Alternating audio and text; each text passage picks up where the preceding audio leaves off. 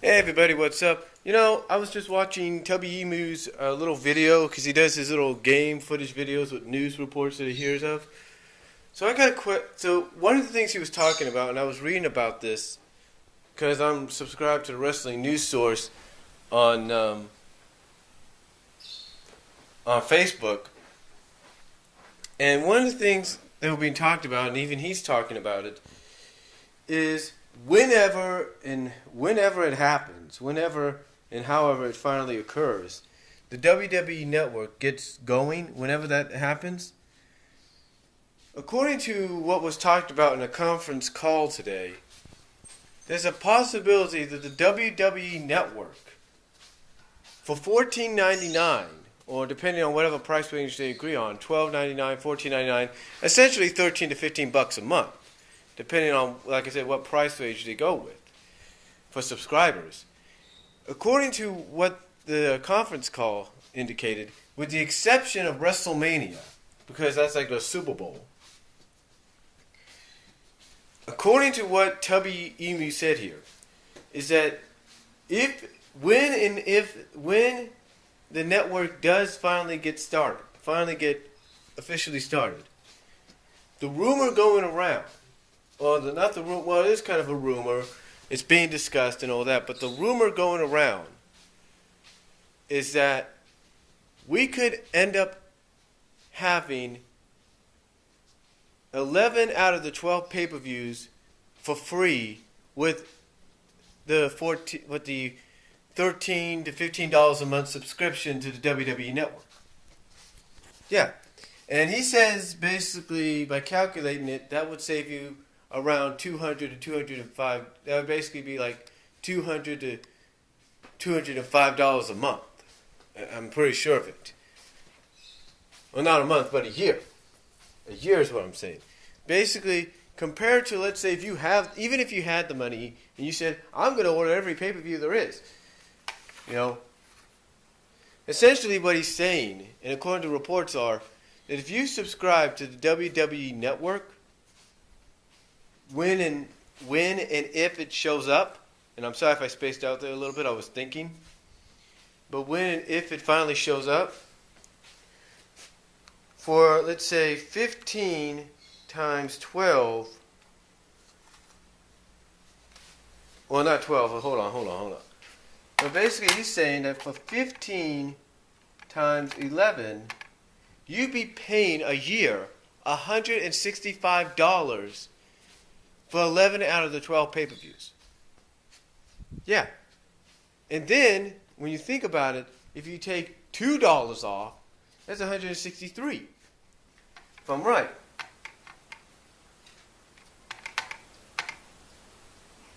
Actually,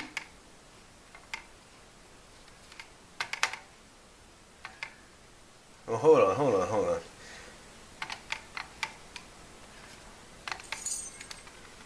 Hold on here, folks. I'm trying to get this right.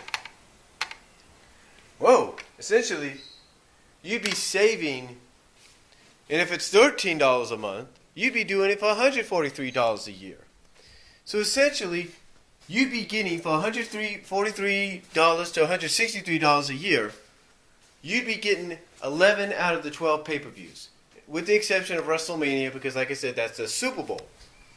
But the question is, with the addition of that, and the addition of new original content, and the replays of Monday Night Raws and SmackDowns and main events and whatever, as well as the inclusion of shows that you get in WWE Classics right now, like Legends of Wrestling, the classic lines, like Classic Raws, like the Monday Night Wars block, which would have Raw, Classic Raw and Nitro, the big events, if you will, the classics, whatever, the WCCWs and all that, ECWs, whatever. The question is, with the addition of all that, would you, the consumer, pay essentially $13 or $15 a month to get 11 out of the 12 pay-per-views for free, along with all that additional content? Would you? Well, to me, even though I pay the cable, it's in my mom's name. But I would be willing to pay $13 to $15 a month if it guaranteed me the fact that I could have essentially, folks, hold on for a second. Essentially, something like this. This is a 10 disc deal. This is 10 disc. Like this is, right here. This is 10 disc. This is the 4 disc. This is the 4 big pay-per-views right here. But if it guarantees me I can have a 10 disc case filled up, or well, not 10 disc, but a 12 disc case filled up with nothing but WWE pay-per-views, then you're damn right I would go for it. If it will allow me to record the replays of classic WCW, ECW pay-per-views, WCCW events, like the Star Wars of Wrestling, or Super Clash, or whatever else, UWF, Backyard Brawl, you're damn right I would do it. Or Blackjack Block, you're damn right I would do it. And because, like I said, with an addition of all this, you get 11 of the major pay-per-views, 11 of the 12 pay-per-views for free by only paying $13 to $15 a month. That's, I hate to say it even in this economy, that's lunch money. To quote the corner phrase, if you will, that's lunch money. That's nothing. Because when you think about it, you're essentially paying, with the exception of WrestleMania, you're essentially paying $45 a pay-per-view. And if you got HD, $55 a pay-per-view. And if it's somehow in 3D, $65 a pay-per-view. Alright? And when it comes to WrestleMania, you're essentially paying $55 for standard, $65 for high def, and $75 with possible 3D. So, what would make better sense? What's more financial sense? What makes more financial sense? Yes, according to what Tubby said, they would be losing money, but in the end, it would bring in the customers. It would bring in more fans, bring in more consumers.